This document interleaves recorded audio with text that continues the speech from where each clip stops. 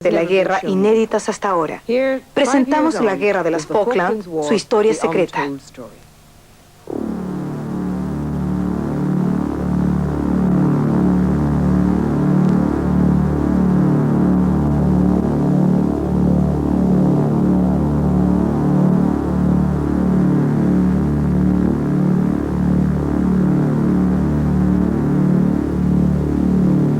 La Guerra de las Falkland.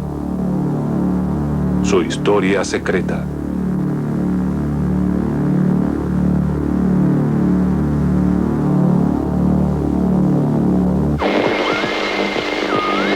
Aquí Stanley, de la estación de radio de las Falkland. El gobernador de las Islas Falkland desea que por favor le repitan el mensaje. Con el fin de evitar derramamiento de sangre y daño a la propiedad, esperamos que actúen con prudencia. Nuestro objetivo es el bienestar y la seguridad de los habitantes de las Malvinas. Mensaje de las Fuerzas Armadas de la República Argentina. 4 de la madrugada, 2 de abril de 1982. Camarógrafos de la Armada Argentina filman su propia invasión de las Islas Falkland.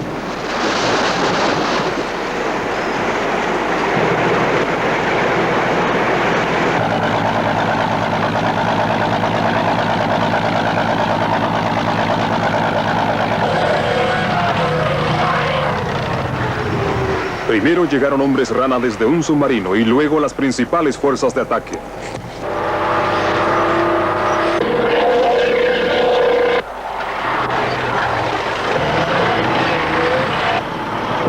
Fue un día histórico para Argentina.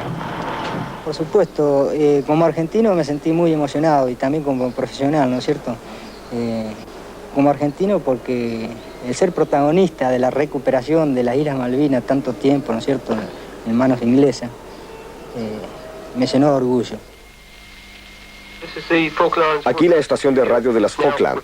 Recibimos una llamada de Alistair Grieve. Alistair, usted vio algunos vehículos, ¿verdad? Solo pude mirar un poco por la ventana y todo lo que vi fue humo, así es que no sé lo que ocurre. Pero hemos oído grandes explosiones y todo el lugar se estremece. Estamos bastante nerviosos. Se escucha tableteo de ametralladoras y también ruido de armas más pequeñas. ¿Cómo se encuentra, Alistair? ¿De pie, sentado? ¿Qué está haciendo? Estoy acostado en el suelo. Pueden oírlo. La estación de radio es ocupada por los argentinos. Espere un minuto. Aquí tenemos 2 cintas grabadas para que las transmita a la población. Un momento. Si deja de apuntarme con esa pistola, lo haré. Guarde su pistola. No lo haré con una pistola en la espalda. Todos estaban muy asustados. Nadie sabía lo que podía ocurrir. Si nos matarían o nos llevarían a la Argentina. Estábamos al tanto de lo que pasaba allí con el régimen militar, lo que habían hecho con su propio pueblo. Sabíamos que querían las Falkland y no estábamos seguros de lo que pasaría en el futuro.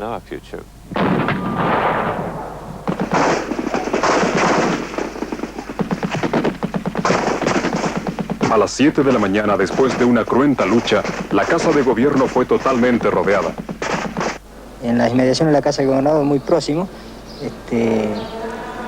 tomo por sorpresa a 2 Royal Marines que estaban cuerpo a tierra con su equipo y armamento. Otro Royal Marine trata de llegar a la línea de Ibustrine que está frente a la Casa de Gobernación, por lo cual también es cubierto por el fuego de mi ametralladora y lo hago avanzar hacia donde yo estaba. De pronto éramos sus prisioneros. 3 de sus soldados yacían muertos en el jardín de la Casa de Gobierno. Pensé, ¿cómo reaccionarán cuando vean a sus compañeros? Mientras estaba en el suelo me sentía un poco humillado y también tenía miedo de lo que ocurriría después. Pero un oficial argentino llegó y hasta golpeó a uno de los guardias. Dijo que nos levantáramos. Lo hicimos. Y él estrechó mi mano y la de todos los demás. Luego dijo que deberíamos estar orgullosos de nuestro comportamiento. Yo estaba contento que todo terminara. No tengo por qué ocultarlo. Yo no quería. No deseaba que me mataran. La diferencia fundamental es la falta de motivación que yo personalmente vi en el accionar del infante británico. Pienso que esa motivación posiblemente se deba a la causa que defiende uno y que defiende otro. Nosotros estamos defendiendo lo nuestro. Ellos como militar y profesional están defendiendo algo que le ordenaron que defiendan. En este mapa que vemos acá de la República Argentina, las Malvinas aparecen ubicadas en la zona austral. Toda esa distancia que hay está separada por el mar. Ese mar que es el mar argentino. Las Malvinas son una causa nacional en Argentina. Los niños en la escuela primaria deben aprender acerca de la herencia nacional y cómo los británicos les robaron las islas en 1833. Este mapa se llama mapa bicontinental. A los niños les dicen que las islas son parte de la plataforma continental argentina. La plataforma continental va a ser la prolongación del continente por debajo del agua. Desde el punto de vista sudamericano, la pretensión británica sobre las islas es absurda.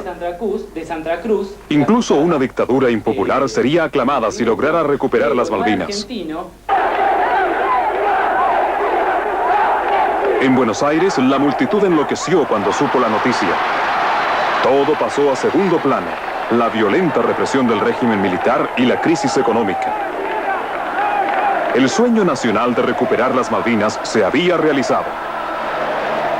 No puedo negarle que fue una alegría inmensa, como fue también enorme la emoción que tuvimos cuando vimos que la Plaza de Mayo se llenaba, cuando vimos que todos aplaudían la medida sin distinción de bandería política, que aún los sindicatos que habían estado en la Plaza de Mayo días antes en una huelga activa aplaudían y acompañaban la actitud de Argentina. No puedo negar que fue realmente quizás unos momentos más emocionantes y más importantes de mi vida.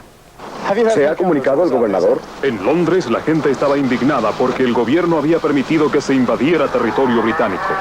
Hubo acaloradas discusiones en el Parlamento seguidas de varias renuncias. Es una humillación nacional. Yo soy el responsable de las relaciones exteriores y no considero que sea correcto que en un caso así el ministro en cuestión continúe como si nada hubiera ocurrido. Creo que solo cabe renunciar. El prestigio de Gran Bretaña se vio severamente dañado. El gobierno recurrió a las Fuerzas Armadas.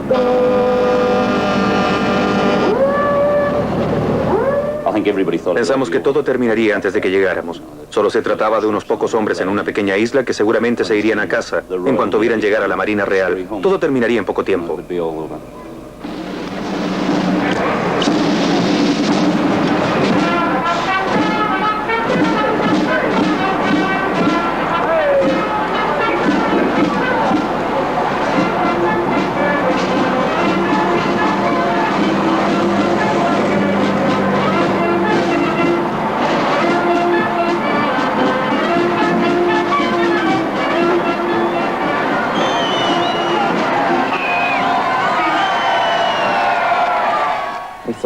Pensé, ¿por qué invadir algo que está cerca de Escocia?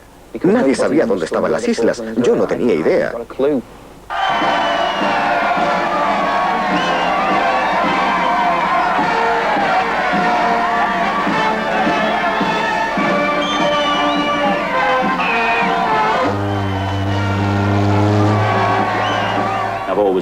Hace años dije que si alguna vez había guerra, me iría nadando de regreso a Belfast, donde nací. No me harían ir a la guerra. No me enrolé para eso. No quería ir.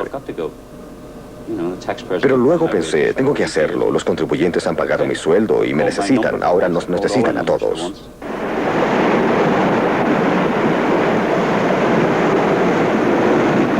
Nuestras fuerzas especiales se dirigían al sur. Muy pocos pensaban que en realidad iban a la guerra.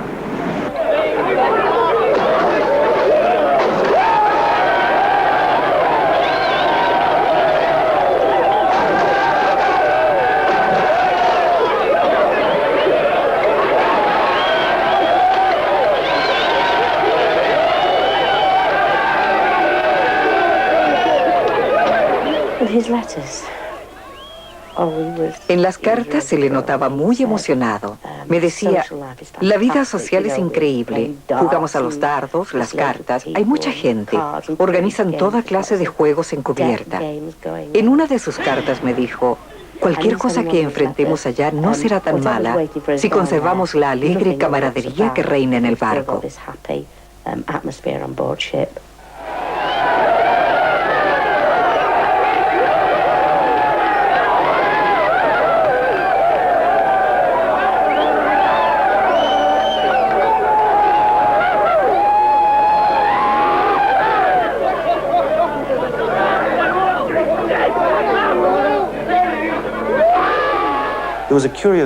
Había un extraño sentimiento de irrealidad en el camino a Ascensión. Nadie pensaba que habría una guerra. Todos los días escuchábamos en la BBC acerca de las maniobras diplomáticas que se llevaban a cabo y estábamos convencidos que se llegaría a un acuerdo. Nosotros éramos solo una extensión de esa diplomacia. Tuvimos que aprender español.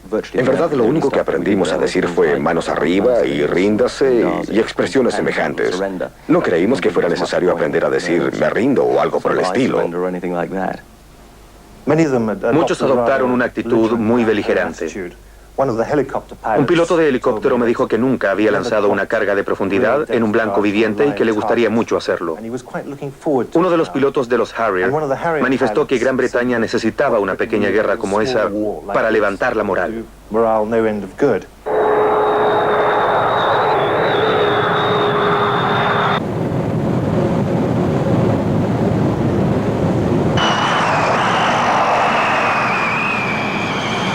Las Falkland se convirtieron en un campamento armado.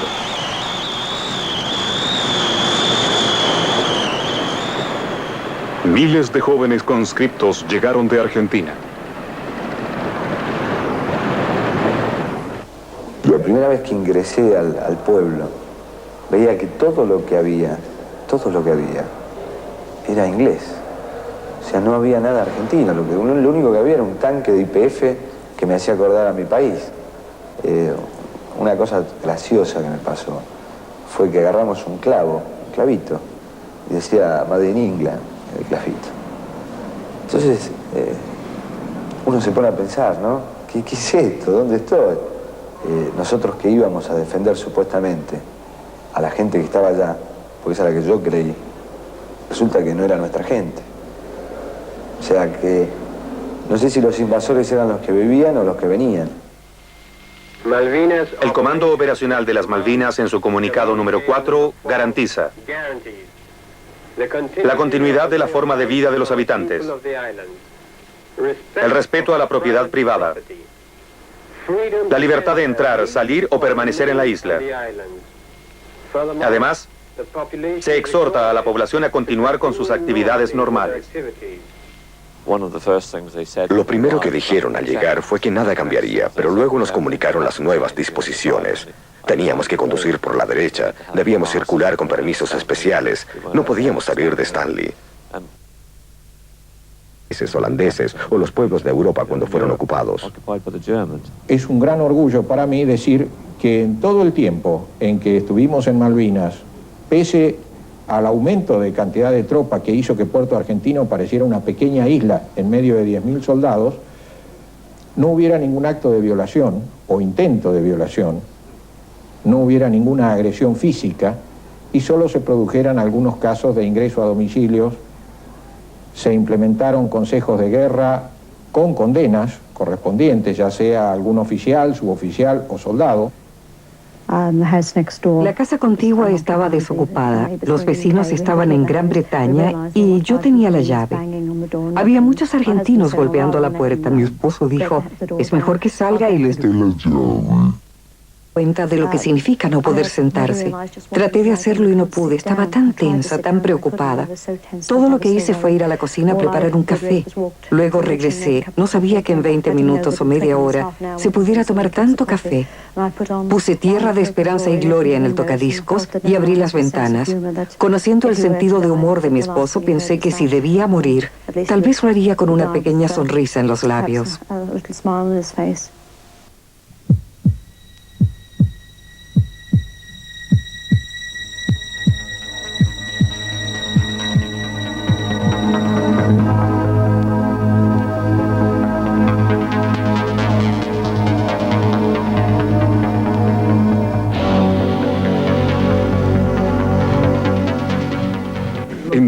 ante sus aliados.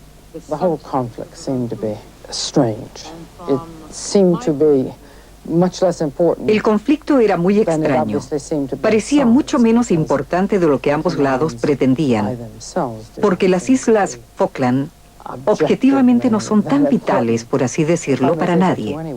Sin embargo, de pronto se convirtieron en el foco de un enorme, un intenso conflicto.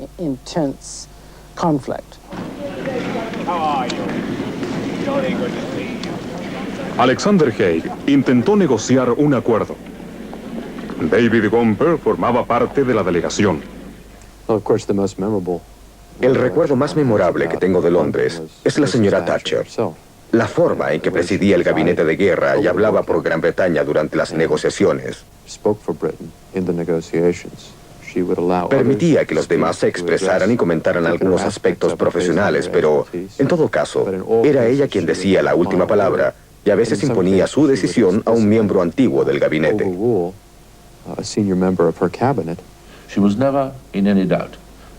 Nunca tuvo ninguna duda. Puede que alguno de nosotros en un momento pensara en ceder un poco, esperando que tal vez ello solucionara los problemas que aún no enfrentábamos de una invasión por mar en el Atlántico Sur. Pero ella estaba totalmente decidida. En Londres no encontramos una actitud positiva respecto a la negociación. El punto de vista imperante era: tropas extranjeras ocuparon territorio que está bajo la responsabilidad del gobierno de Su Majestad. La cuestión no es solo la negociación de las condiciones después de la salida de las tropas, sino primero expulsarlas de allí. Ese fue todo el apoyo que recibimos en Londres.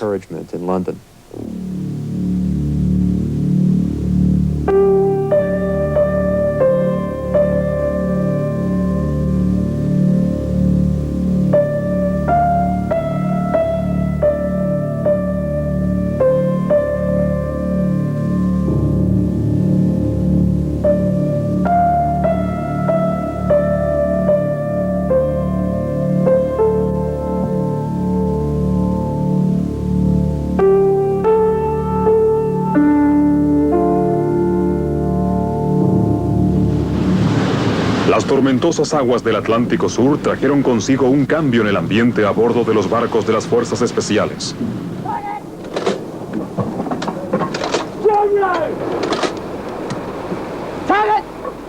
Al acercarse a las islas, se intensificó la preparación militar.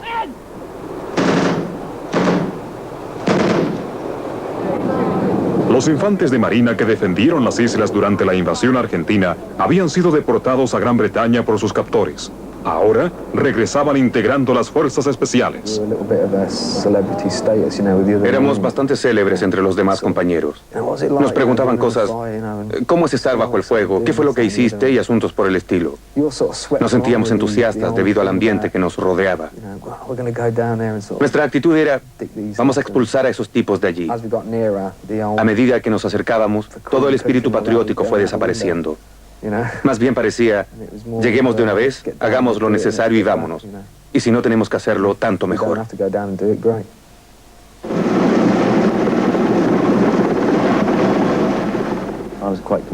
Estaba convencido de que lucharíamos. Tengo demasiada imaginación para ser valiente.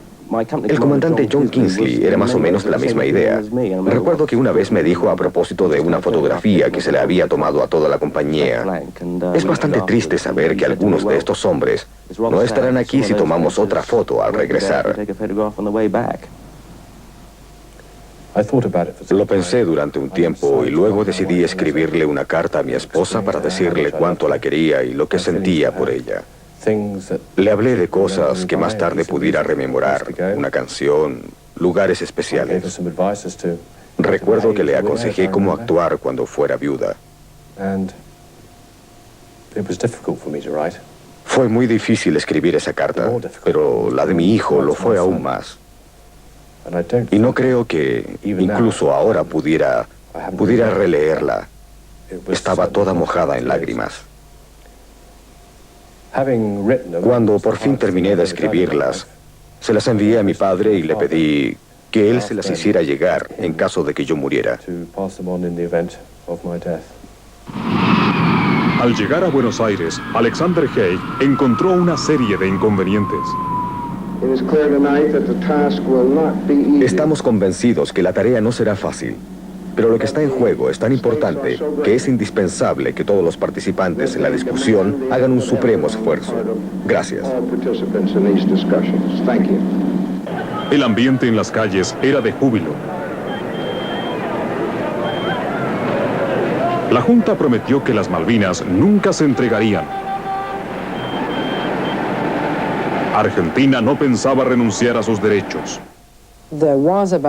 En la actitud de los responsables argentinos había más que nada un dejo de frivolidad, como si todo no fuera serio, como si no tuvieran idea de lo que una guerra significa. No tenían ningún sentido de la tragedia de la guerra y de la pérdida de vidas. No podían darse cuenta que iban a la derrota, aunque yo les hice ver que con seguridad serían derrotados. No tenían experiencia en la guerra. Iban a luchar contra una de las grandes potencias mundiales como Gran Bretaña. Ni siquiera podían tratar el asunto con la seriedad requerida. No podían ponerse de acuerdo y muy pronto fue evidente que en realidad habían decidido seguir adelante, aunque solamente fuera por su manifiesta incapacidad de unirse en torno a la idea de no ir a la guerra.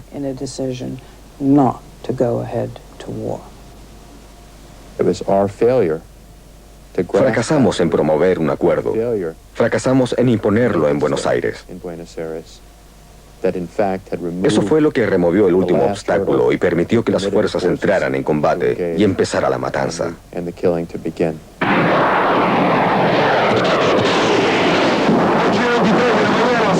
el ataque contra Puerto Argentino.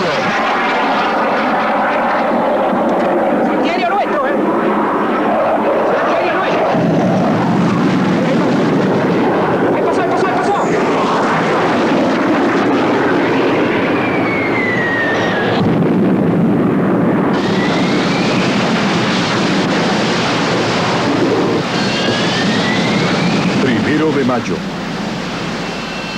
Gran Bretaña inicia el ataque aéreo contra las posiciones argentinas alrededor de Puerto Stanley.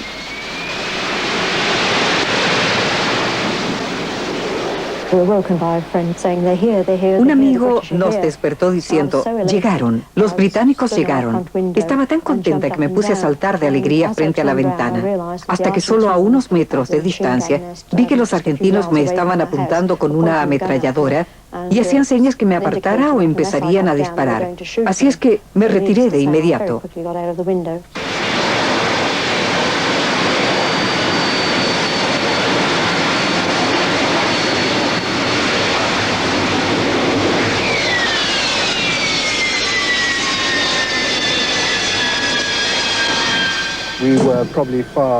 Estábamos demasiado seguros de nosotros mismos.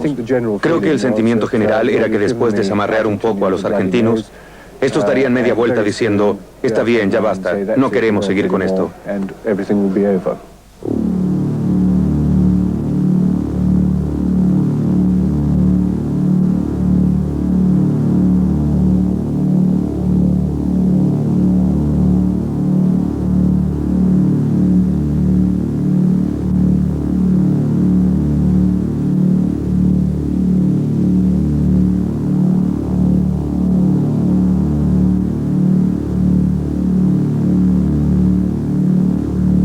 Argentina no se encontraba indefensa frente a las fuerzas de combate británicas. Tenía una poderosa flota que salió tras los buques ingleses con el propósito de hundirlos. Tenía nuevos barcos de guerra equipados con modernos misiles. El más importante de ellos era el crucero estadounidense Phoenix de la Segunda Guerra Mundial, rebautizado como General Belgrano en honor a uno de los grandes héroes argentinos. Tripular el Belgrano era un orgullo, era el que todo profesional quiere, ya sea por su trayectoria, por lo que fue y era dentro de la fuerza.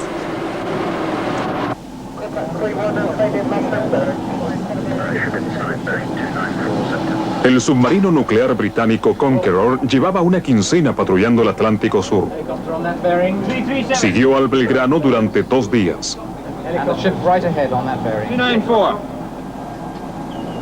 El 2 de mayo, a las 4 p.m., por órdenes directas de Londres, disparó 3 torpedos al Belgrano.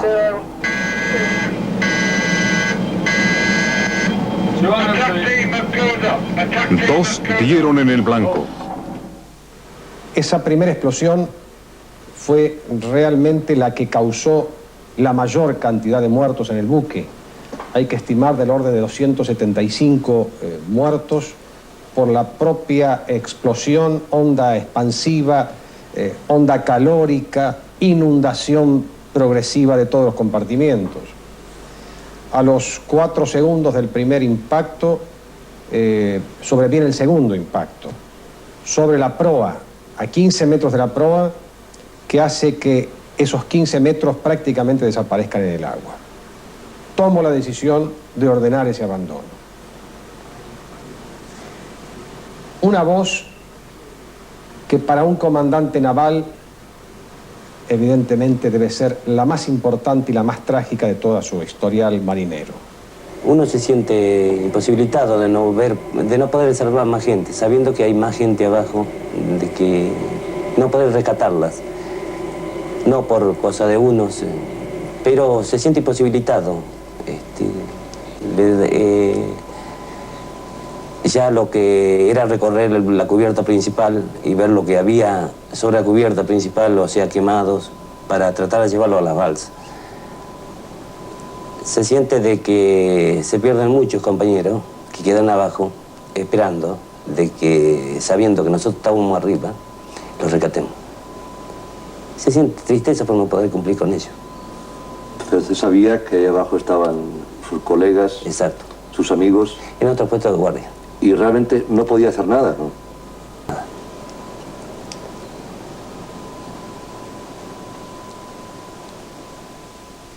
En temperaturas bajo cero, los botes salvavidas del Belgrano fueron empujados por fuertes vientos hacia el océano Antártico. 2 días más tarde, algunos fueron rescatados por el buque hospital Bahía Paraíso.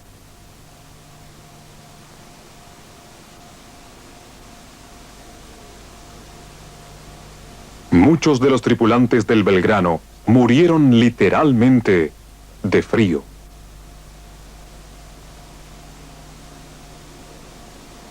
Venía sobre el techo de la balsa. Se ve que en un último intento de ser visualizado y de que era una balsa ocupada, se recostó sobre el techo de la balsa, que se lo veía, a medida que se iba aproximando, venía una persona en la misma posición como si estuviera dormida, con las 2 manos cruzadas y puesta debajo de la mejilla derecha. Venía tremendamente abrigado, prácticamente se le veía solamente la cara, con todo su equipo de abandono, el salvavidas inflado, y al trasladarlo a bordo comprobamos que había fallecido. El joven oficial era el teniente Herado Sevilla. Tuve un llamado telefónico de mi hijo mayor. Me dijo, ¿estás escuchando noticias por radio? Le digo, no, tengo puesta la televisión. Porque están diciendo cada cosa, cada tontera, dicen de Radio Carvel de Montevideo. Yo no escuché nada, él no me dijo nada, me acosté, dormí. A las 6 de la mañana levanto del equipo la válvula y me pongo a escuchar. Y lo primero que siento que se bombardearon el crucero General Belgrano. Como una loca me fui al teléfono a hablar con él y a hablar con mi hermana. Y ellos habían estado escuchando toda la noche sin dormir, escuchando todo. Yo no había escuchado nada. Y ahí empezó la larga noche, las largas noches. El lunes no aparecía. El martes tampoco nada. A la tarde se hizo una misa en la parroquia que yo tenía enfrente de mi casa, Santiago Apóstol. Los vecinos y todos los parientes pidiendo porque mi hijo llegara a casa con vida.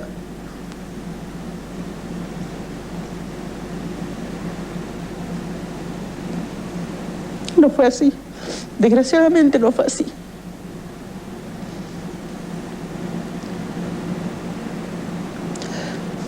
Fue muy angustiante. Fue terrible. Un chico que medía 1,90, con toda su vitalidad, sanísimo. En fin, él no quisiera que yo estuviera así en este momento.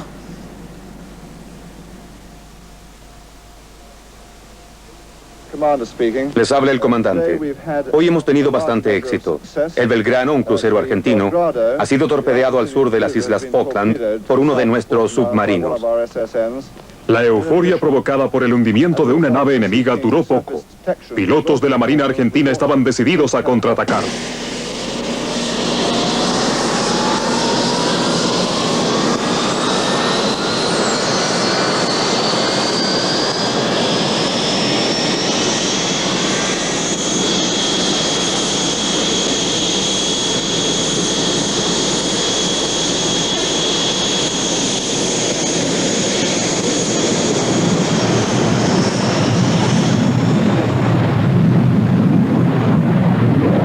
Despegaron de aeropuertos en el sur de Argentina, equipados con misiles Exocet, buscando la venganza.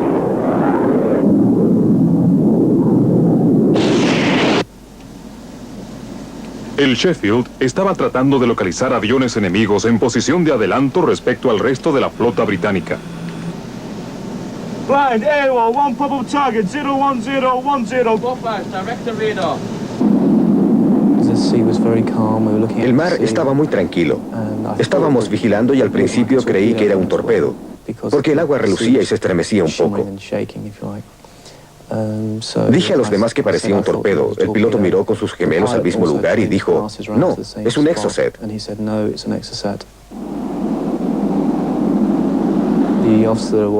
El oficial de guardia y otros miembros de la tripulación del puente corrieron a cubrirse. Pero recuerdo que el segundo oficial y yo estábamos paralizados viendo cómo el misil se acercaba. Ahora que pienso en ello me parece increíble, pero lo observamos casi hasta el momento del impacto. Luego ambos tratamos de protegernos.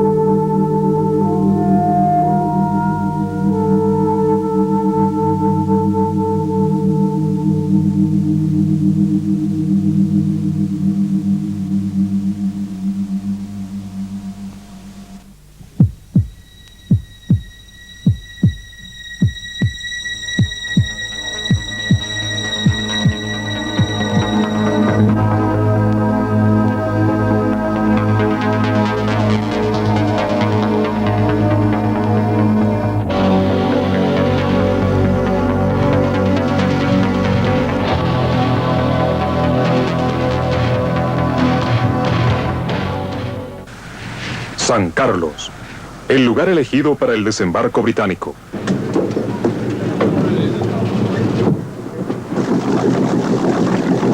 Durante semanas, el escuadrón de desembarco había vigilado secretamente el lugar. Se sorprendieron de no encontrarlo fuertemente defendido. En fin, cantidad de lugares. todo no se podía cubrir. El objetivo principal era Puerto Argentino y ahí había que concentrar los medios por las dificultades que teníamos de logística y de movilidad. Los argentinos son entrenados por los americanos o están influidos por ellos y creen que nosotros también lo estamos. Pensaron que, de estar en nuestro lugar, desembarcarían en Stanley y creyeron que haríamos lo mismo. Pero nosotros no reaccionamos de ese modo. Además, una cosa así habría ocasionado terribles e imperdonables daños a la población civil. Eso no corresponde a nuestra forma de actuar. Preferimos enfrentar este tipo de cosas con más sutileza.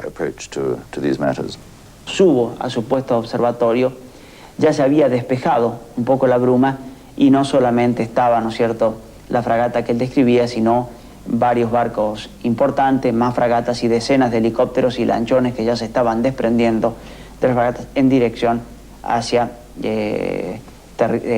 terreno firme de la isla.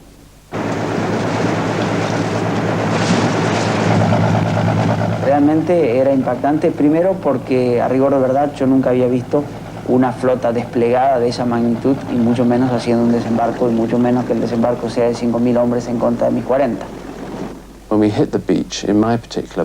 Cuando llegamos a la playa y bajaron la rampa, un oficial de la Marina gritó "afuera", pero nadie se movió del bote. Supongo que esa es la orden que emplea la Marina en sus entrenamientos. Cuando los paracaidistas efectúan movilizaciones colectivas, no dicen afuera, sino adelante. El oficial gritó otra vez "afuera" y tampoco pasó nada. Luego a un sargento se le ocurrió decir "adelante" y todos salieron del bote.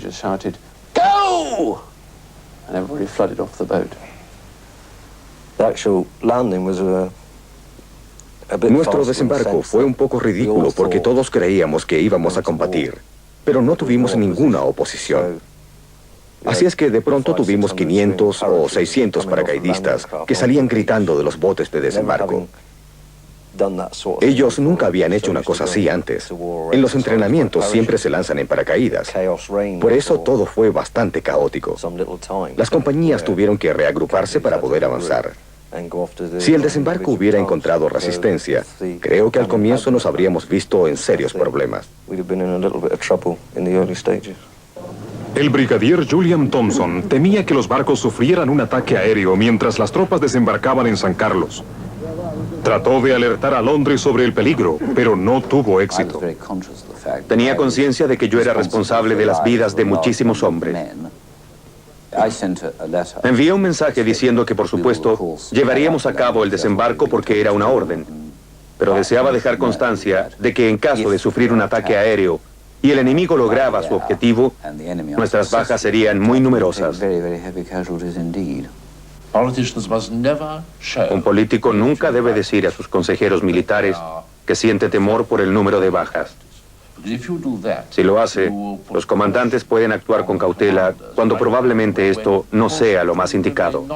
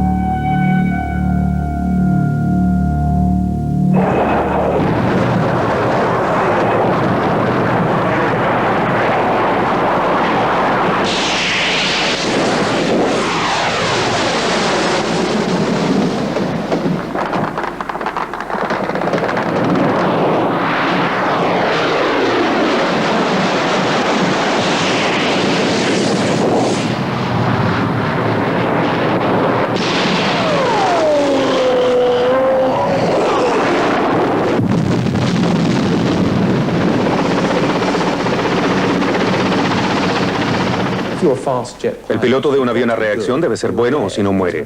No importa de qué país sea. Hay que tener muy buenas reacciones. Y los argentinos, si se piensa en lo que son, corredores de auto, jugadores de polo, tienen una gran capacidad para tripular aviones caza. Yo tenía el radar altímetro graduado a 30 pies y en varias oportunidades escuché la alarma del radar altímetro, es decir, estaba bajando de la altura de seguridad. Todo eso a 450 nudos es un poco, digamos, una situación muy particular. Y en esas condiciones avistamos los palos de la fragata y procedimos a desplegarnos para el ataque. Sabían perfectamente cómo hacerlo, sabían cómo atacar el barco. Se alinearon uno detrás del otro y se acercaban por la popa. Recuerdo que el capitán ordenó velocidad máxima y tratamos de maniobrar para poder apuntar con la batería antiaérea, pero cada vez que el capitán ordenaba una maniobra, había un avión en la popa. El buque estaba reaccionando bien.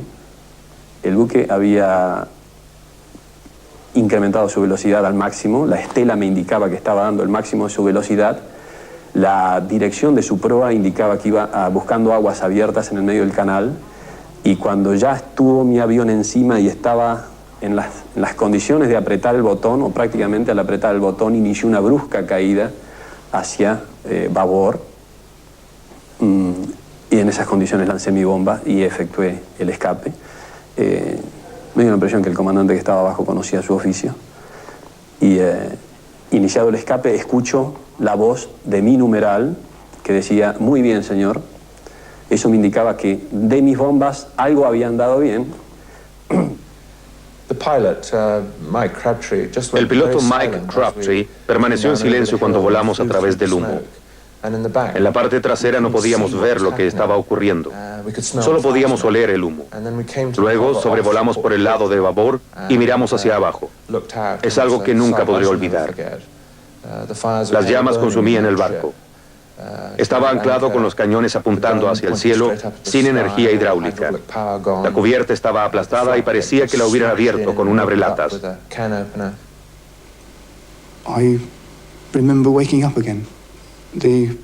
Recuerdo que desperté y todo el comedor estaba oscuro. No se veía nada. Pude ver que tenía la mano herida. Aunque tenía puestos los guantes protectores, podía ver que estaba destrozada y llena de sangre. Pero no me dolía. No sentía nada. Pensé, bueno, me injertarán mis dedos, no es problema. Me toqué rápidamente el resto del cuerpo. Tenía un gran trozo de plástico clavado en la cabeza. Me lo saqué y lo tiré lejos. Luego traté de levantarme, pero no pude. Solo logré ponerme de rodillas. Me fue imposible arrastrarme hacia afuera. Estaba atrapado. Fue terrible. Terrible.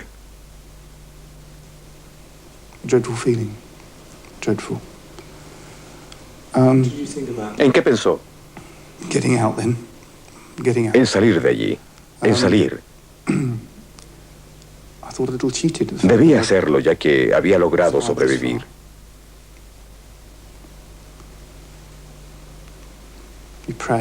Me puse a rezar.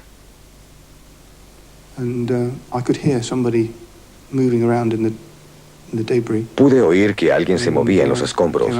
Se acercó a mí y dijo: ¿estás bien?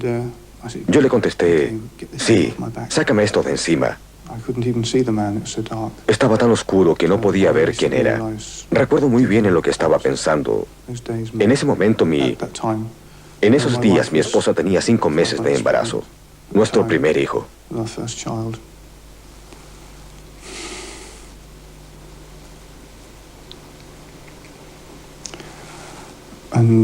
Quería irme a casa.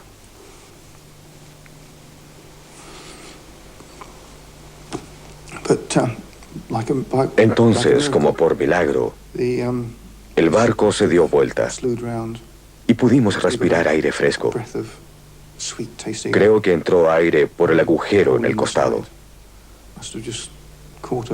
Y gracias a ello sobrevivimos. Respiré profundamente y comencé a moverme hacia el otro extremo del barco.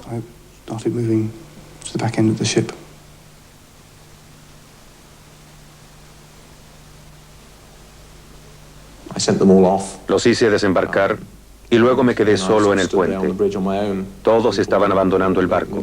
Casi toda mi gente lo había hecho. El Yarmouth acercó su popa a nuestra proa porque nos estábamos hundiendo. Finalmente di unos pasos y yo también lo abandoné.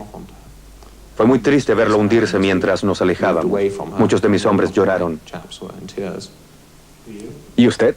Sí, yo también. Cuando yo tiro mis bombas, no estoy deseando que mueran todos los tripulantes de la Ardent, sino estoy deseando neutralizar a ese buque y que no trabaje más. Y preferiblemente que se salven todos. Ese fue mi pensamiento durante la guerra y es el pensamiento de cada uno de mis compañeros. Es lo que le diría a usted entonces ahora si pudiera al Capitán West, ¿no? Al Capitán West, bueno, lamento haberle causado daño al buque, siento muchísimo los hombres que perdió, eso sí lo siento, pero yo estaba cumpliendo mi tarea así como él estaba cumpliendo la de él.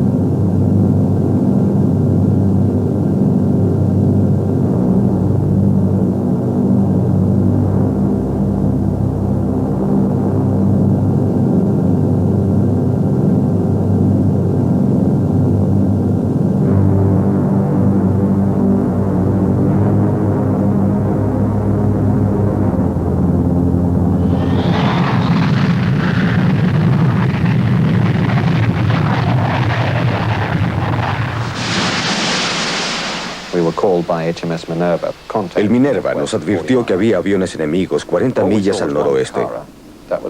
Solo vi un Pucará pilotado por el mayor Tomba. Con mi primer disparo alcancé su ala izquierda y se incendió el motor derecho. Fue un buen tiro. Pensé que caería a tierra y me alejé, pero no fue así. En ese momento miro el ala de mi avión y veo un agujero de bastante tamaño, siendo parecido a una rosa o con los pétalos abiertos. Miro hacia arriba y veo 2 Harrier más. El avión seguía volando, es decir, estaba perfectamente comandable, había vibrado todo el avión, pero si los comandos reaccionaban, los motores funcionaban bien. La segunda vez me acerqué más lento. Bajé los alerones permitiendo que así bajara también la nariz del avión para poder apuntar más fácilmente. Me fijé con gran atención en la altura que llevaba, al mismo tiempo que no lo perdía de vista. Le disparé una vez más. Se incendió el motor a babor y se desprendieron partes del fuselaje trasero.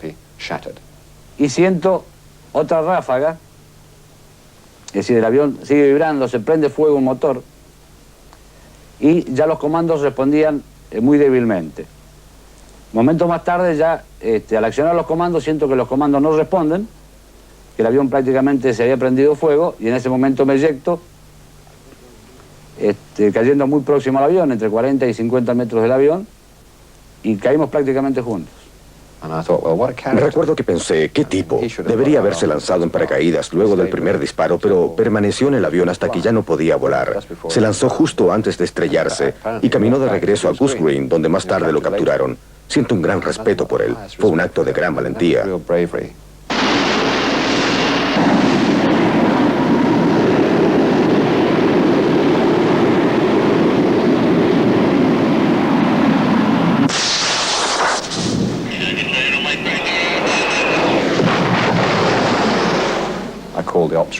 Después que cayó, llamé a control y dije, más mercancía. Eso quiere decir si sabían de otros aviones enemigos. Me pidieron que esperara. Contesté, no puedo esperar. Una voz me dijo, acabamos de recibir un impacto de 30 milímetros. Al hombre sentado frente a mí le volaron la cabeza. Yo estoy herido en el brazo y trato de tranquilizarme. Me sentí pésimo y le dije, está bien, discúlpenme. 7 segundos más tarde, me llamó diciendo que tenían más mercancía hacia el norte.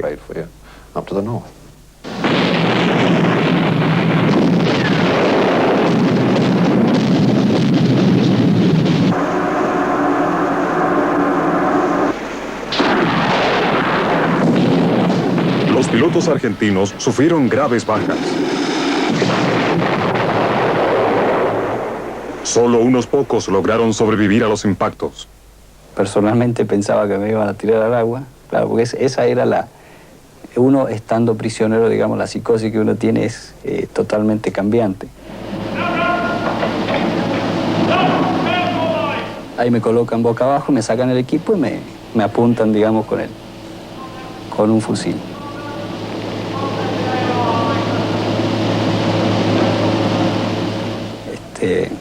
Pero ahí tenía una alegría tremenda porque estaba salvado.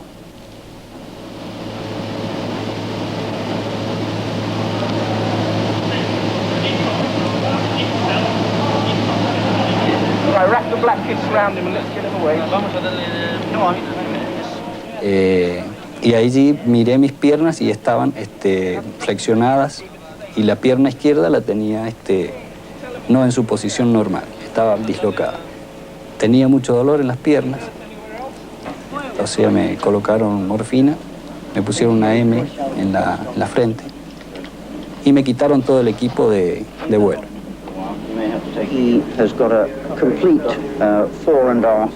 Tiene la rodilla izquierda totalmente dislocada. Es probable que esto le provoque el desgarramiento de algunos músculos. También tenía dislocada la rótula, pero logramos reducir la luxación. Ahora debe reposar, porque la herida le está sangrando mucho. Allí, antes de entrar, pienso que el capitán Hawley también me dice, tú serás un herido más nuestro. Y en realidad me sentí así, o sea, no en ningún momento me sentí prisionero. Por supuesto, prisionero porque estaba en poder en manos británicas, pero no por el trato. Aunque fueron derribados muchos aviones argentinos, las fuerzas especiales seguían vulnerables a los ataques aéreos. El 25 de mayo, el Atlantic Convair fue alcanzado por un misil Exocet. Cuando llegamos, un capellán de la misión de la Marina Mercante de Manchester nos estaba esperando junto a la verja sentado en su auto. Vi que tenía un pequeño distintivo azul en la solapa y automáticamente pensé que algo malo había ocurrido. Me preguntó si podía hablar un momento conmigo. Le contesté que sí. Les ordené a los niños que se fueran a la cocina y me esperaran allí. El capellán me dijo que tenía malas noticias. Le pregunté, ¿muy malas? Me respondió, me temo que la peor. No sabía cómo librarme de él, solo deseaba que se fuera. Recuerdo que le dijo a los niños que me sirvieran una taza de té muy cargado. Los chicos entraron preguntándome, ¿qué ocurre? ¿Qué sucede? Los hice callar y les dije que más tarde se los diría. Finalmente se fue y entonces les conté todo. ¿Cómo se los dijo? Les conté que el barco había sido alcanzado por un proyectil y que su papá estaba muerto. Me mandaron un duplicado del mapa donde decía Frank Fox fue enterrado en el mar el miércoles 26 de mayo. También recibí una bolsa plástica con su pipa, su reloj, una medalla de San Cristóbal y su argolla de bodas. Me molestó mucho que le sacaran el anillo porque le quedaba muy ajustado. Nunca se lo había quitado y no sé cómo pudieron sacarlo del dedo. Siempre usaba un gorro en la sala de máquinas porque no le gustaba ensuciarse el cabello con aceite. El gorro también estaba en la bolsa. Aún estaba mojado como cuando lo sacaron del mar.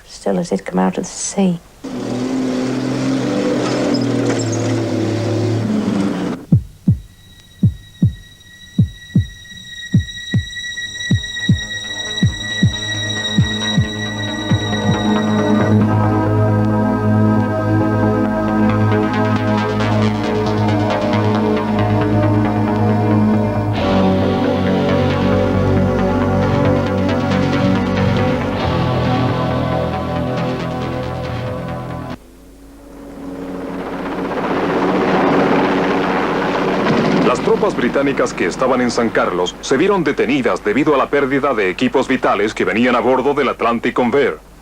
Pero Londres le exigía a Julian Thompson que siguiera adelante. En ese momento me pareció que Inglaterra necesitaba una victoria por razones políticas. Querían mostrar que estábamos haciendo algo, que estábamos ganando. Creo que muchos de nosotros estábamos preocupados de que, después de obtener una punta de lanza en San Carlos, no pudiéramos salir de allí. Temíamos que si nos demorábamos, más tarde no podríamos quebrar el cerco. Muchos recordarán la época del desembarco en Normandía. En términos generales, las Falklands no son muy grandes, pero el hecho de que pudiéramos quedar atascados en un lugar tan pequeño nos acarrearía muchos problemas, en todo sentido, incluso diplomático. Si no salíamos rápido de allí, las propuestas de cese del fuego serían más exigentes y vendrían acompañadas de condiciones que no eran convenientes desde nuestro punto de vista. Salir de San Carlos era muy importante.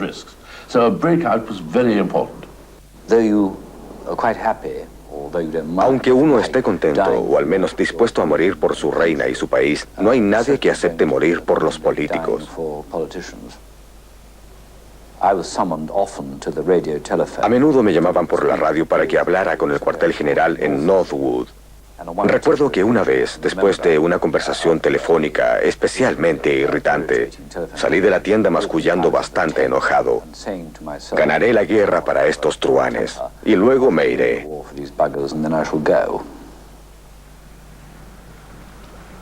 Por orden directa de Londres, el 2º Batallón de Paracaidistas atacó a los argentinos en Goose Green.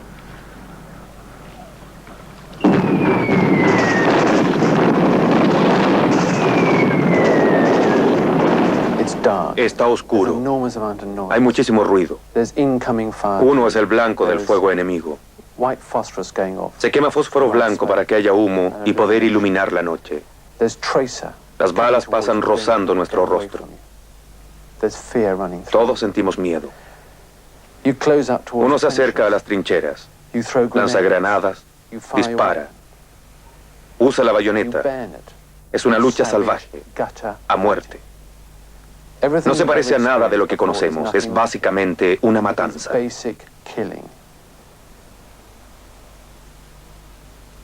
El teniente coronel H. Jones estaba al mando del 2º Batallón de Paracaidistas. Jones era un guerrero, no era un soldado en tiempo de paz. Era resuelto, agresivo, determinado, un líder carismático. Todos sabían que él estando.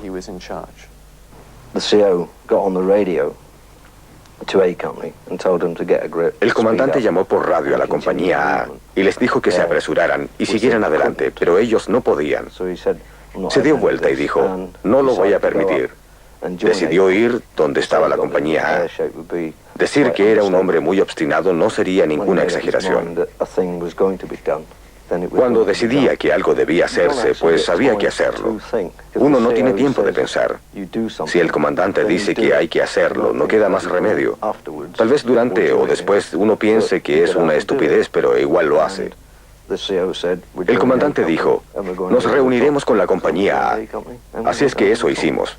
Cuando llegamos, nuestra posición era un poco mejor, pero el comandante no se detuvo. Siguió corriendo. De repente, alguien detrás de mí gritó, cuidado, hay una trinchera a la izquierda. Le dije que tuviera cuidado porque veía lo que podía ocurrir, pero él me ignoró o no me oyó. Más bien creo que me ignoró y se lanzó cerro arriba para neutralizar otra trinchera.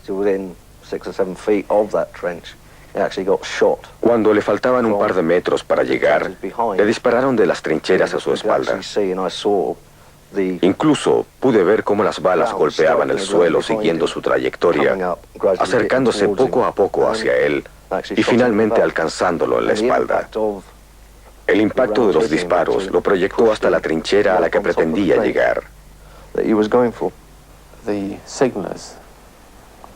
En el cuartel general tenían una contraseña para avisar que algo le había ocurrido al comandante. era rayo de sol cayó. Así nosotros sabríamos que algo había sucedido y yo tendría que tomar su lugar.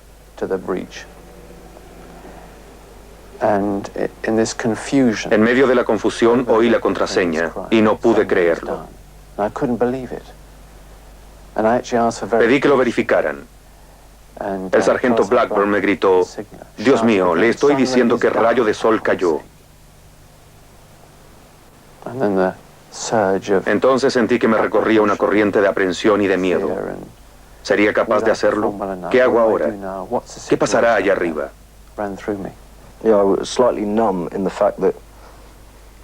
Quedé un poco atontado, porque nadie espera que el comandante muera. El solo hecho de que el comandante pretendiera tomar una posición enemiga de frente parecía más bien algo sacado de una revista de historietas. En verdad, esas cosas no suceden. Lo di vuelta porque yacía de espaldas. Le saqué el protector e incluso encontré las heridas. Todavía estaba vivo, aunque podía ver cómo lentamente perdía el conocimiento. Permanecí allí tratando de mantenerlo caliente con su propio saco y unos cortavientos. Desgraciadamente, poco después murió. Lieutenant Colonel Jones, Captain Wood, Captain Dent, Lieutenant Barry,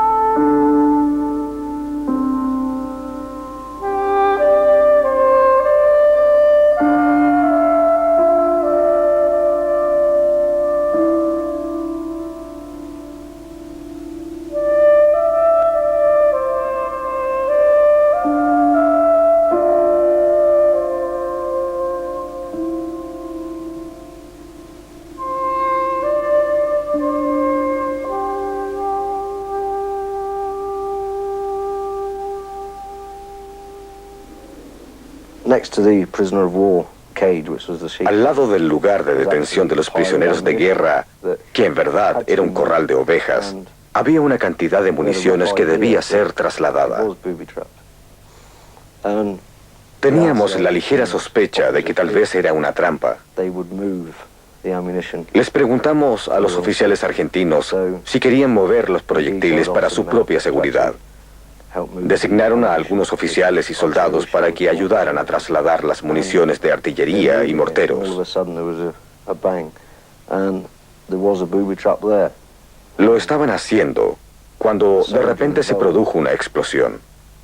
El soldado que estaba justo al lado de la trampa se encontró en medio de un vacío, rodeado de llamas y explosivos. No podíamos ayudarlo a salir. Lo único que en realidad podíamos hacer por él era matarlo, no permitir que siguiera sufriendo. Fue todo lo que humanamente pudimos hacer. Más tarde, lo único que pensaba era: tengo suerte. Había un silencio terrible, todo estaba oscuro, hacía frío. Me dio la sensación que enloquecía y sentí que las lágrimas corrían por mi rostro. Pensé en todos los hombres que habían muerto ese día y en los que morirían al día siguiente. Sentí un nudo en la garganta y me quedé acostado casi 2 horas pensando en todo lo que había ocurrido ese día.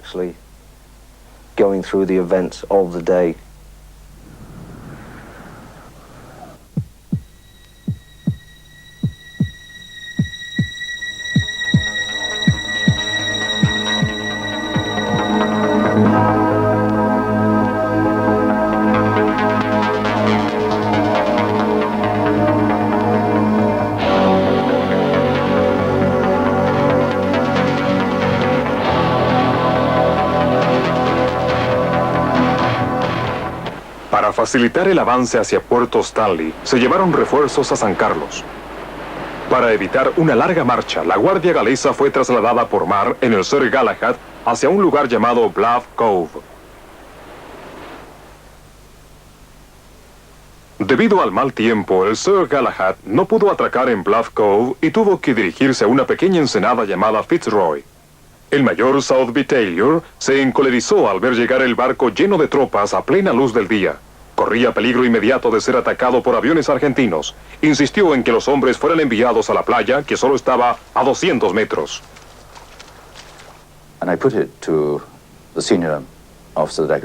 Le dije al oficial más antiguo que encontré a bordo del Galahad que en mi opinión profesional como oficial de desembarco y como alguien que había participado en expediciones anfibias durante toda su carrera, los soldados deberían desembarcar y esperar en la playa. Me refutó en forma inflexible que su destino era Bluff Cove y no Fitzroy. Igualmente inflexible le contesté que yo no lo llevaría a Bluff Cove con luz de día. Desgraciadamente, unas pocas horas después, al hundirse una de las naves, se confirmó mi apreciación. Le insistí que la playa estaba solo a 200 metros y que no llevaría más de 20 minutos poner a los hombres en un lugar seguro. Se negó a desembarcar a la tropa en botes con municiones que traíamos del Sir Tristram, pero por esa misma razón los botes venían al costado del barco y habría sido fácil usarlos. Le expliqué que estábamos en guerra y que no podía aplicarse restricciones de tiempo de paz. Le repetí que los hombres corrían grave peligro. Finalmente, sin poder controlar la ira, le dije que su conducta era en extremo insensata y que no me responsabilizaba de lo que ocurriera con la tropa. Lamentablemente, 3 o 4 horas después, los hechos demostraron que yo tenía toda la razón.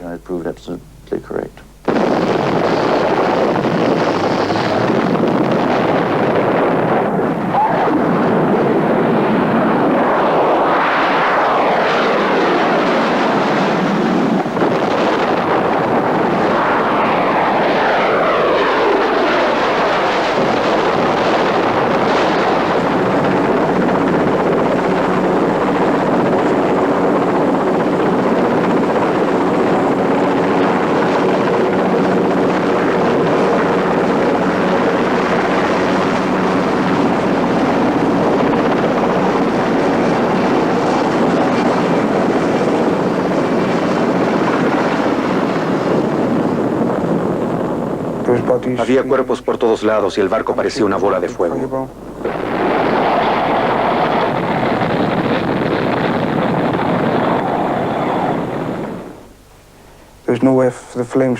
Las llamas no podían salir por ninguna parte.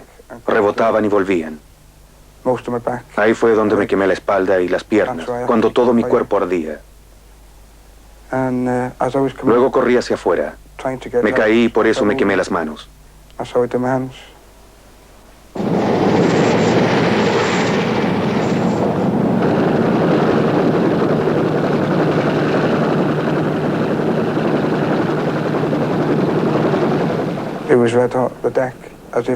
La cubierta se encontraba al rojo vivo como recién salida de la fragua. Creí que estaba viendo doble, porque la piel se me había desprendido de las manos. Se había soltado por completo y me llegaba hasta aquí arriba.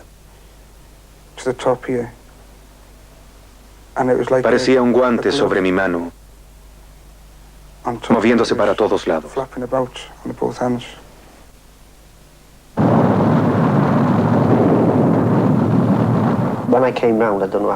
Entonces recuperé el conocimiento. No creo haberlo perdido por mucho tiempo. Lo único que sentía era un ardor en la pierna izquierda. No creí que fuera importante y traté de levantarme. Lo que sí recuerdo es haber mirado mi mano izquierda porque me tenía preocupado.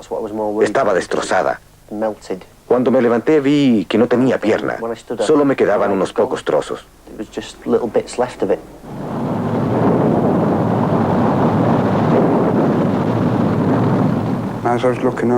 Cuando miré a mi alrededor, vi que habían muchos heridos.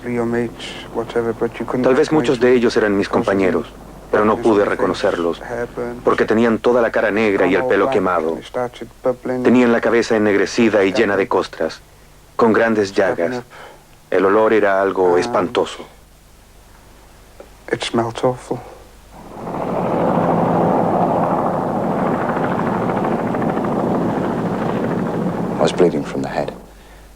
Me sangraba la cabeza, pero no tenía ninguna herida muy grave. Sabía dónde estaba la puerta y traté de pensar cómo salir de allí. Intenté ponerme de rodillas, pero el humo suspendido en el aire era tan espeso que me impedía respirar. Así es que tuve que acostarme otra vez. Desgraciadamente estaba tendido sobre los restos de un cuerpo. No lo veía, pero podía sentirlo. Traté de arrastrarme hacia donde quedaba. De pronto, del fondo escuché una voz apagada debido al humo y a la oscuridad. Alguien empezó a gritar que había perdido una pierna.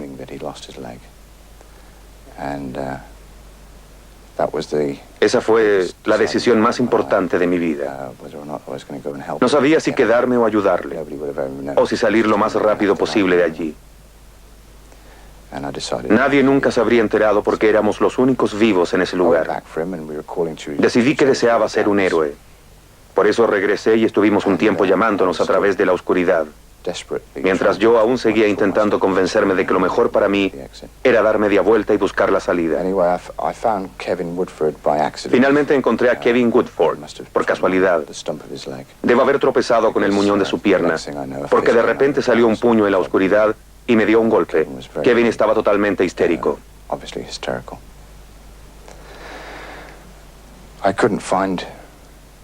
No pude encontrar mi morfina ni la suya tampoco. Todo estaba muy confuso. Siempre llevábamos la morfina colgando del cuello. Se llama Omnipod. Kevin es un hombre grande y lo único que pude hacer fue pasar mis brazos por debajo de los suyos y arrastrarlo por el suelo hacia la salida.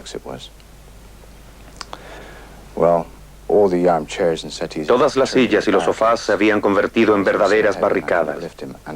Kevin pesaba mucho. Yo no podía levantarlo y respirar debido al humo. Tenía que abrirme camino entre las barricadas empujando. Perdí toda la fuerza y me descontrolé rápidamente. Alcanzamos a recorrer 3/4 partes de la distancia cuando le dije que tenía que dejarlo para ir a buscar ayuda.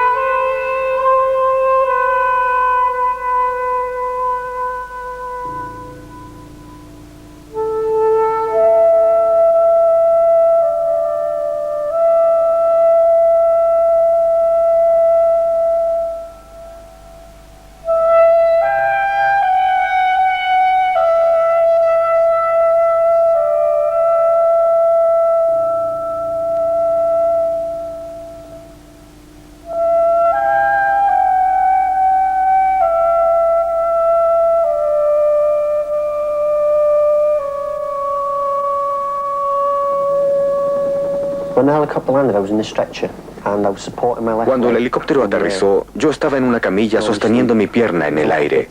Tenía muchos trozos colgando. Me imagino que era un espectáculo horrible. En cuanto me bajaron, se aproximó de inmediato un equipo de filmación. Yo no recuerdo si los traté mal o solo les pedí que se fueran de allí. Supongo que solo querían filmarme para mostrar el estado en que tenía la pierna. Los heridos fueron llevados al barco hospital Uganda. Chris White sufría una conmoción nerviosa. Convencido de que había abandonado a un hombre bajo cubierta, intentó quitarse la vida. Me di cuenta que aún tenía mi Omnipod, la ampolla de morfina, colgando del cuello junto con las chapas de identificación. Así es que yo mismo me la inyecté en el pecho, tratando de hacerlo directo al corazón. Me abrí la camisa y la empujé con fuerza. Pero la aguja no era suficientemente larga. Estuve un momento sin conocimiento.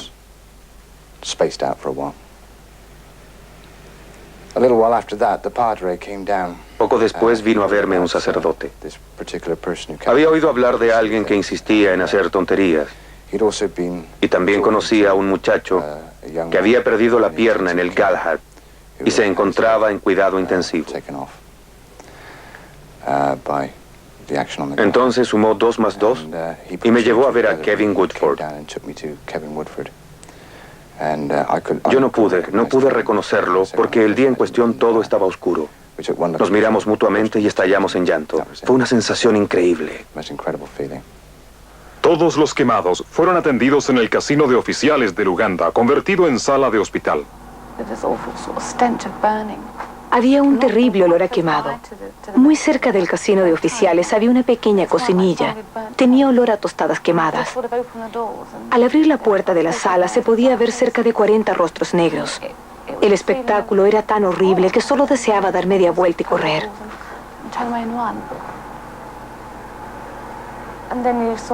Luego pensaba, Dios mío, tengo que ocultar el horror que se refleja en mi cara. Entonces entraba, intentando sonreír y llevar a cabo mi trabajo.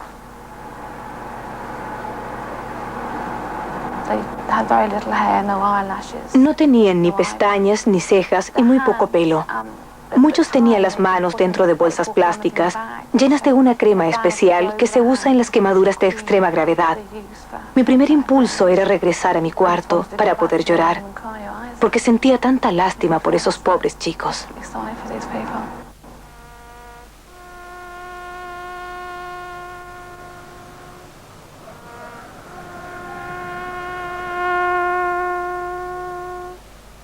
I could have got those men off in 20 minutes. En 20 minutos, todos habrían desembarcado. No tengo ninguna duda al respecto. Cualquiera con sentido profesional habría seguido el consejo del experto sin considerar el rango. Desgraciadamente, yo no era un teniente coronel, el único hombre, por lo que he podido averiguar, que habría sido escuchado. Creo que en toda mi carrera nunca he sentido tanta ira, aunque yo no estuviera directamente involucrado.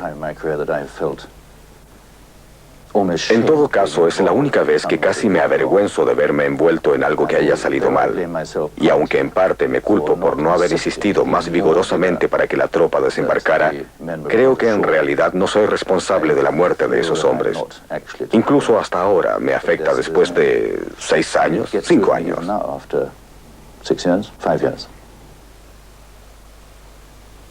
La distancia entre San Carlos y Stanley es de 96 kilómetros.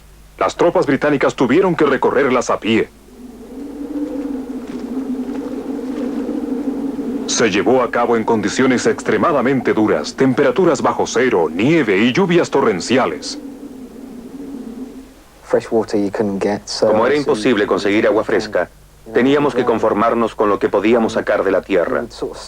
Golpeábamos el suelo con los pies o cavábamos un poco hasta obtener un pequeño charco.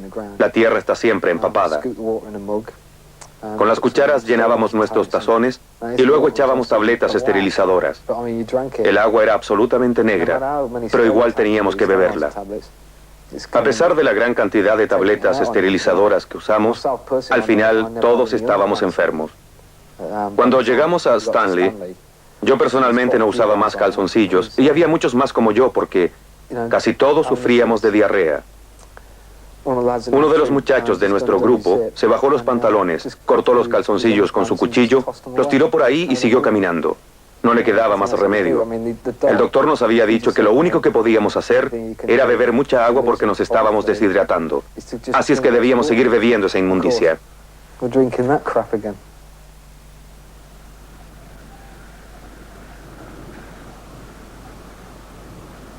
Mientras las tropas británicas avanzaban, los conscriptos argentinos solo podían esperar.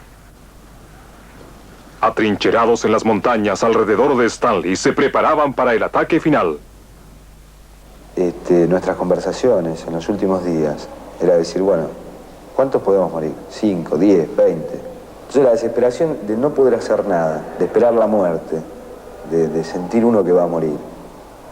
Entonces uno se empieza a replantear todo lo que hizo en la vida. Y como nosotros teníamos 19 años, ¿qué podíamos haber hecho? La espera también fue ansiosa para los británicos.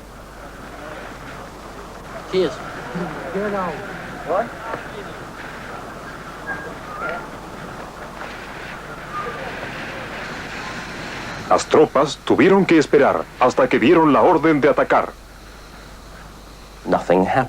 No pasaba nada y la tensión aumentaba constantemente como una corriente eléctrica.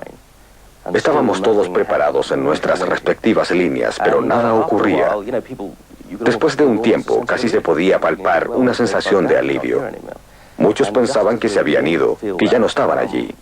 Justo cuando empezábamos a sentirnos mejor, el horizonte se convirtió en un mar de blancos resplandores.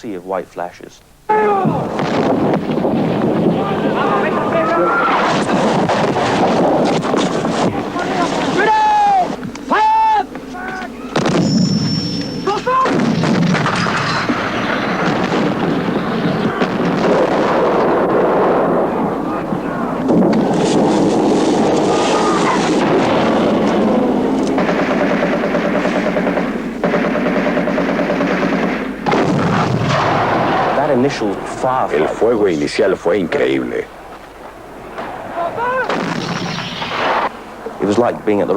Parecíamos estar al lado equivocado de la ametralladora. El ruido era insoportable y creo que nos quedamos bastante asombrados durante un par de minutos. Tenía la sensación de que si levantaba ligeramente la mano me la volarían. Y cayó una granada y le pegó al pibe este y lo levantó en el aire. Y cayó. Pero a todo esto, fuego, bombas, tiros, volaban, corrían, gritaban. El pibe este se levantó y empezó a gritar, me hirieron, y decía malas palabras, pero caminaba y dejó el fusil. Me dijo, a vos te dejo el fusil, y a otro chico que estaba cerca le dijo, a vos te dejo los cargadores. Y dice, me voy. Como diciendo, se terminó para mí, se terminó, pero a los gritos. Imagínate que todo adelante todos los ingleses. Pero ya te digo, era todo tan loco que no sé cómo sucedían las cosas. Entonces el tipo se fue por atrás. Cuando estaba caminando le tiraron una granada esas de fósforo y se empezó a prender fuego y empezó a gritar. Pero era una cosa que nos alumbraba a todos, parecía una antorcha. Y nosotros le hacíamos así, que se vaya porque nos alumbraba, nada más, porque nos molestaba, porque en ese momento no nos interesaba si el tipo se estaba muriendo o no. Siempre se puede saber si alguien cerca de uno ha sido alcanzado, porque se oye el ruido de la bala. Pero también se escucha una cosa horrible, algo así como ¡swack! Cuando el proyectil golpea contra la carne y los huesos. Es bastante desagradable. Me parece que es un ruido muy especial, muy cruel. Uno sabe, uno instintivamente sabe lo que pasó, aunque sea la primera vez que escucha ese ruido. En cierta ocasión, uno de mis soldados que podía ver de noche disparó, y pudimos oír cómo la bala daba en el blanco. Hubo un momento de silencio y luego escuchamos un grito espantoso. El pobre argentino llamaba a gritos a su madre. En ese momento se produjo un completo silencio en ambos lados. Todos podíamos oírlo. Estoy seguro que nosotros estábamos tan horrorizados como los argentinos. Era algo terrible que no terminaba nunca. Terminé de cargar y me levanté. Y cuando me levanté, tenía un tipo adelante. Ya me habían llegado. Y disparó. Y me disparó a la cabeza. Entonces yo me acuerdo cuando me disparó a la cabeza, caí. En una forma, no sé, pero parecía cámara lenta. Y quedé tirado ahí. Y yo creo que creyeron que estaba muerto. O sea, lo que pasó es que el disparo no me pegó justo acá, sino se fue por la corredera y me pegó acá atrás. Y me di cuenta que tenía todo. Entonces dije, uy, estoy vivo. Entonces giré, no sé ni cómo, pero agarré para atrás. En vez de seguir adelante, salí gateando para atrás. Y me quería parar y no podía, hasta que llegué a la punta de la montaña y podía ver todo el valle. Todo el valle era un infierno. Yo creo que era lo más horrible que puedo haber visto en mi vida, porque era todo bomba, fuego, ametralladora, gritos, corrían, era toda una cosa, y yo veía todo medio confuso, me daba vuelta todo, y me quise parar, y cuando me paré, me caí.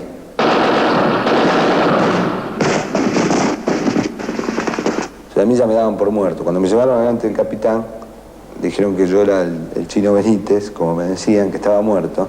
Entonces me envolvieron en una manta y me apilonaron, como apilonaban a los heridos y a los muertos. Entonces quedé tirado ahí, entre los muertos. Entonces vino un sargento que venía anotando los nombres. Me acuerdo que estaba muy desesperado, lloraba. Todo esto, el desastre, ¿no? El horror. Y empezó a hablar conmigo y yo, no sé, habré pestañeado, hice algo. Y el tipo se dio cuenta que estaba vivo. Mientras subíamos la montaña, el enemigo sucumbía ante nosotros. Íbamos cada vez más rápido hasta que alcanzamos la cima. Fuimos tan deprisa que casi no podíamos creer que hubiéramos llegado.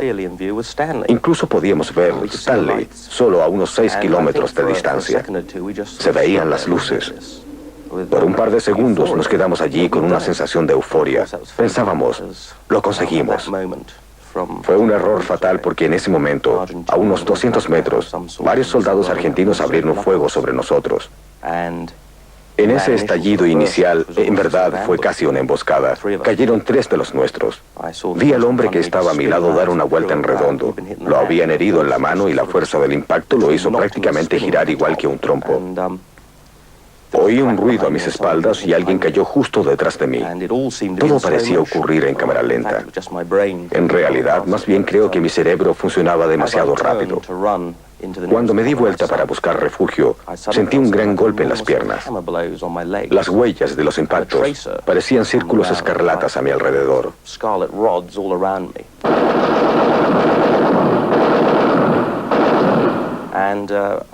Vi que mi pierna derecha, en verdad eran ambas, pero en especial la derecha, no me respondía. Y además tenía una sensación de quemadura que me atravesaba el músculo del brazo derecho. Solo cuando me toqué la pierna y los dedos penetraron hasta los nudillos, me di cuenta de que estaba herido.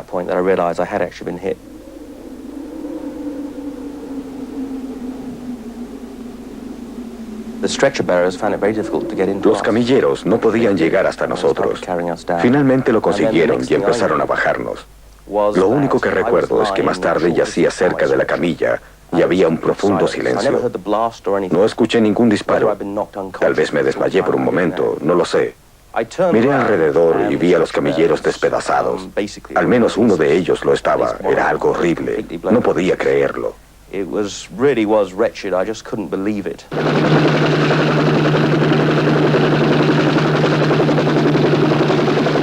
A medida que los británicos avanzaban hacia Stanley, los cadáveres argentinos quedaban diseminados por el campo de batalla. Enterrarlos fue una difícil tarea. El primer hombre que encontré tenía... le faltaba toda esta parte de la cara. Y tenía varias heridas en el pecho. Me agaché para quitarle las chapas de identificación sin dejar de hablar mientras lo hacía. Decía, está bien, ahora le quitaré las chapas, así, bueno, aquí están. Obviamente no me interesaba decirle a los muchachos lo que hacía. Solo quería dejar de pensar en ese pobre hombre. Porque cuando se encuentra la billetera, es seguro que adentro estará la foto de su esposa e hijos.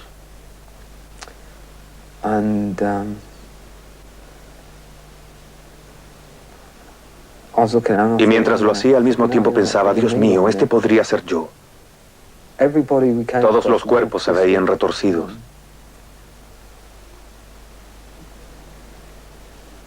Era evidente lo mucho que habían sufrido al morir. Es decir, sus piernas y brazos estaban torcidos. Después encontramos un oficial argentino. Tenía una enorme herida en el vientre. No recuerdo quién lo encontró.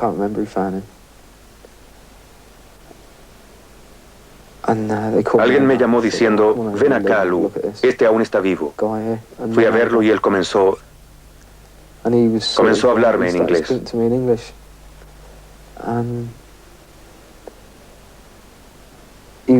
Trataba de decirme que no sabía por qué estaba peleando y por qué nosotros también lo hacíamos. Me sentía mal. Por los cadáveres, por el estado en que se encontraban y la forma en que solo los tirábamos dentro de un agujero.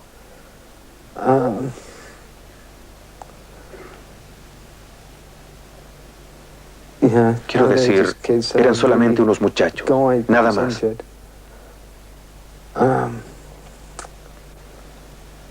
Ojalá ese hombre nunca me hubiera hablado en inglés.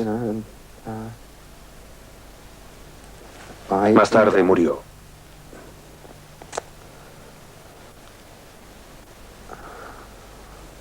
¿Puede esperar un minuto?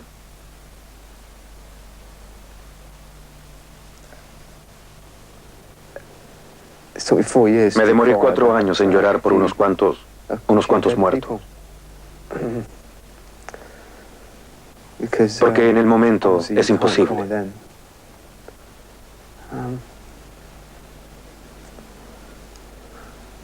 Teníamos una misión y había que cumplirla.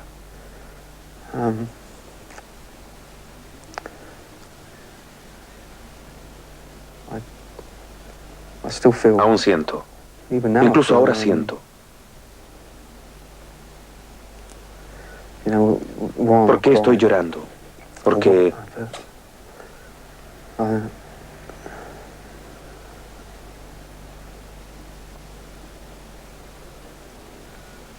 en realidad no puedo pensar en ellos como el enemigo.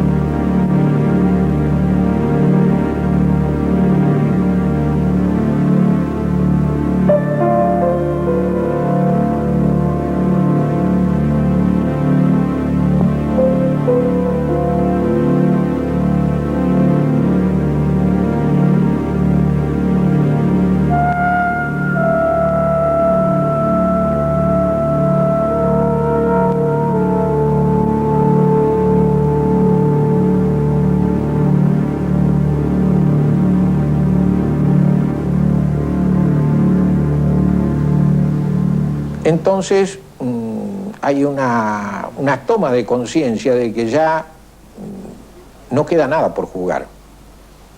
Nuestra artillería estaba reducida apenas a 10 o 12 piezas útiles. No contábamos con apoyo aéreo directo para reemplazarla. Los ingleses mantenían sus barcos como para reforzar sus propios fuegos. Había unidades nuestras que habían combatido, estaban muy cansadas, habían perdido equipo. Solo iba a tener por consecuencia la pérdida de más vidas, que era inútil. Esa fue la conclusión a que llegué yo, y después de algunas conversaciones que mantuve con mis comandos superiores, resolví aceptar el cese del fuego ofrecido por los ingleses, y más tarde se produjeron las conversaciones correspondientes. Yo sentía una congoja muy grande. Para mí era que habíamos perdido, me sentía derrotado.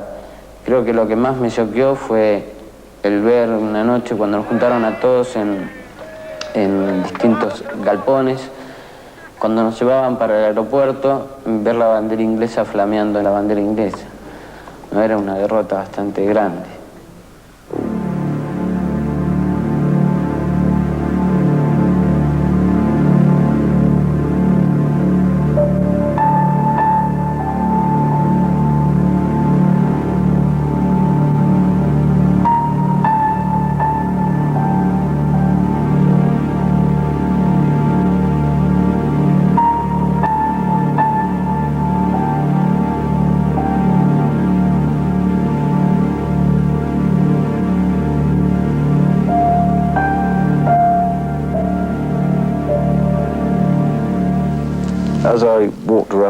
Cuando di vuelta a la esquina y pude ver Stanley, pensé, maldición, valía la pena.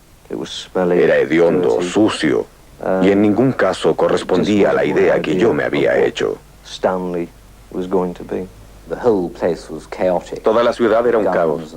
Había armas, municiones y cuerpos por todas partes. Daba la sensación de que casa por medio estaba marcada con una cruz roja. Además flotaba en el aire el olor inconfundible de la muerte. Más tarde, junto con una compañía de paracaidistas, fui a una pequeña casa que habíamos requisado. En la noche escuchamos las noticias internacionales de la BBC, donde comunicaban la rendición de Argentina y hablaban de la ceremonia que se estaba llevando a cabo solo a unos 40 metros del lugar donde me encontraba. Todos sentimos un enorme alivio. Recuerdo que en ese momento pensé que ya no morirían más muchachos. No era como ganar un partido de fútbol o algo parecido. Era solamente una sensación de alivio porque todo había terminado y pronto podríamos irnos a casa.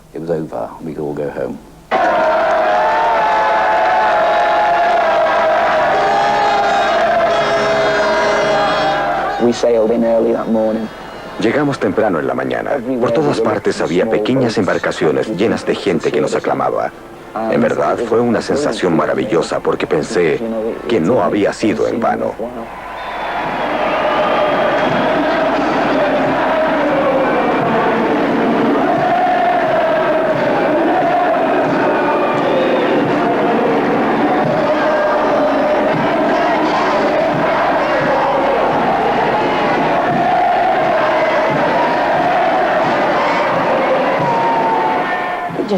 Me molestó mucho. Sentía una gran amargura contra los que volvían. No era nada personal, pero ellos habían vuelto y Frank no.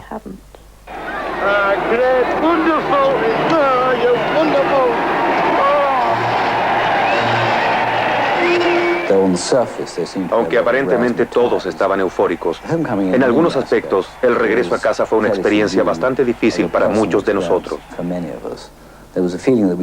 No queríamos abandonar el medio en que habíamos pasado tanto tiempo con nuestros camaradas y amigos. No deseábamos entrar en un mundo lleno de personas desconocidas que no sabían lo que nos había ocurrido. Gente que tal vez interpretaba mal todo lo acontecido, que se deleitaba con la victoria por razones equivocadas. En realidad, me sentí un poco reacio a bajar del barco y mezclarme en todo eso.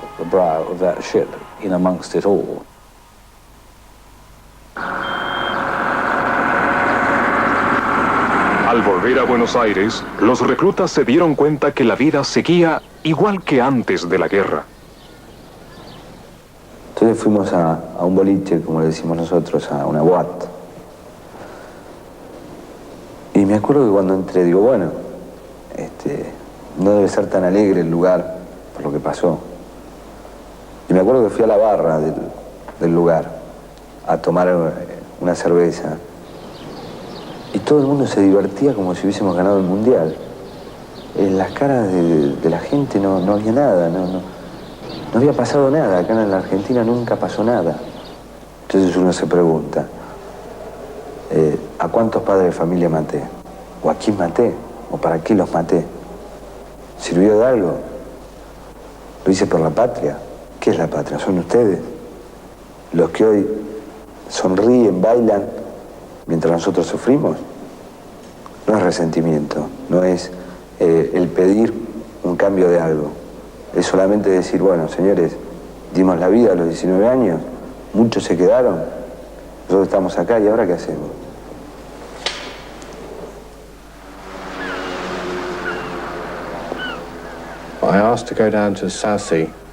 Antes de irme a casa, decidí dar una vuelta por la costa. Mientras iba en el auto, veía cómo la gente disfrutaba de sus vacaciones, comía helados, tomaba el sol en cómodas sillas. En general, todos parecían divertirse y gozar de la vida.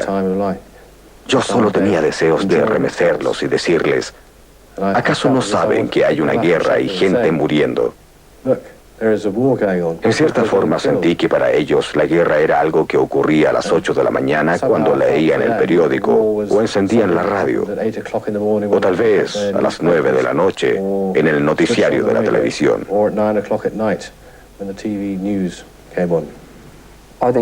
Los primeros días yo no pude salir. No podía, no quería ver todas esas banderas. I didn't like all the flag waving.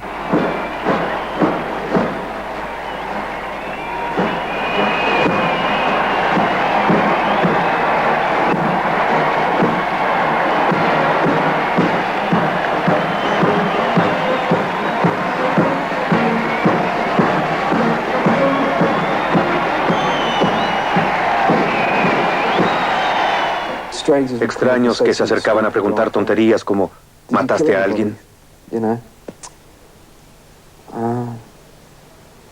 O nos golpeaban en la espalda y nos invitaban a beber cerveza. Al comienzo seguía un poco el juego diciendo sí, estuve luchando allá, pero en realidad nunca les conté cómo había sido. Solo se repite lo que el público inglés ya sabe.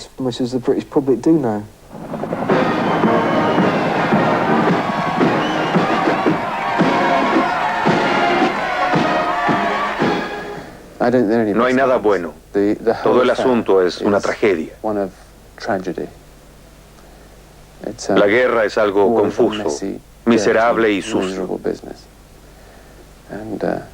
Y jamás deberíamos ir a la guerra. Nosotros, el pueblo británico, sentimos orgullo por la tarea cumplida, orgullo por estas gloriosas páginas de nuestra historia, orgullo de estar hoy aquí saludando a las fuerzas especiales, orgullo de ser británicos.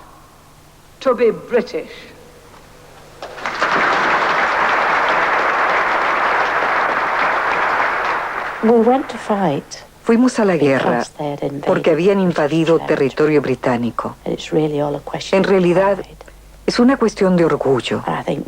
Creo que Gran Bretaña debe sentir ese orgullo como nación. Si no, ¿qué seríamos ahora? Tenían que ir. El precio que pagó mi familia... Nadie nunca sabrá el precio que pagamos. Tal vez valió la pena por Gran Bretaña. Perhaps it was worth it for Britain's sake.